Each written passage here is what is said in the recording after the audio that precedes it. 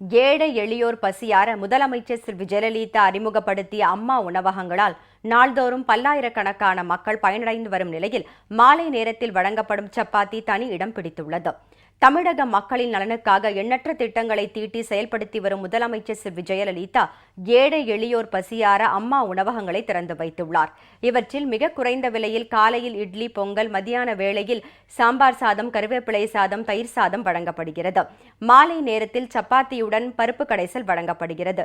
இட்லி ₹1, சாம்பார் சாதம், தயிர் சாதம் ₹5 வழங்கப்படுகிறது.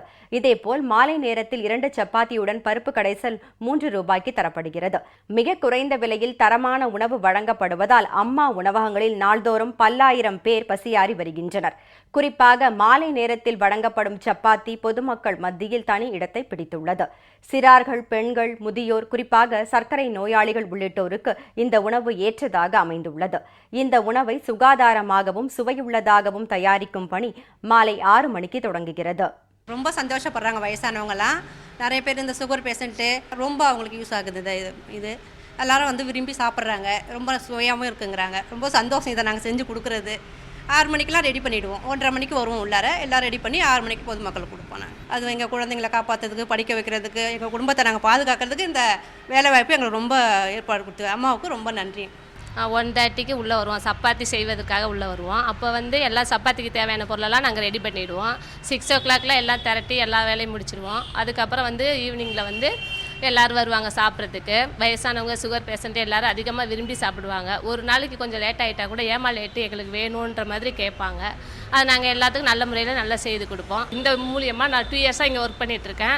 ஆனால் இது மூலியமாக என் குடும்பம் இன்றைக்கி நல்ல முறையில் ஓடிட்டுருக்கு. அந்த வேலை வாய்ப்பை தேடி தந்த அம்மாவுக்கு நன்றி.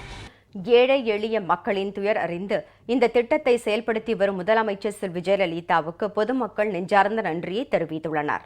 நான் இங்கே டெய்லி சப்பாத்தி சாப்பிட்றேங்க.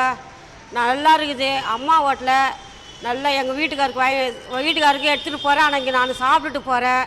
மத்தியானம் லெமன் சாதம், தயிர் சாதம், சாம்பார் சாதம் வீட்டில் கூட அந்த மாதிரி நாங்கள் செய்ய மாட்டோம். நம்பி வந்து நாங்கள் சாப்பிட்டு போகிறோம். எங்களுக்கு ரொம்ப சந்தோஷமாக இருக்குது அம்மா ஹோட்டல் சாப்பாடு. அம்மாவுக்கு ரொம்ப நன்றி.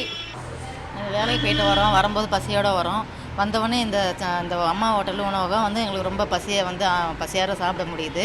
ஆனால் விலையும் கம்மியாக இருக்குது, உணவும் நல்லா இருக்குது. ஆனால் ரொம்ப அம்மாவுக்கு ரொம்ப நன்றி. அம்மா உணவகங்களில் நாள்தோறும் வயிறார உணவருந்தும் பல்லாயிரக்கணக்கான மக்கள் முதலமைச்சர் செல்வி ஜெயலலிதாவை வாழ்த்துகின்றனர்.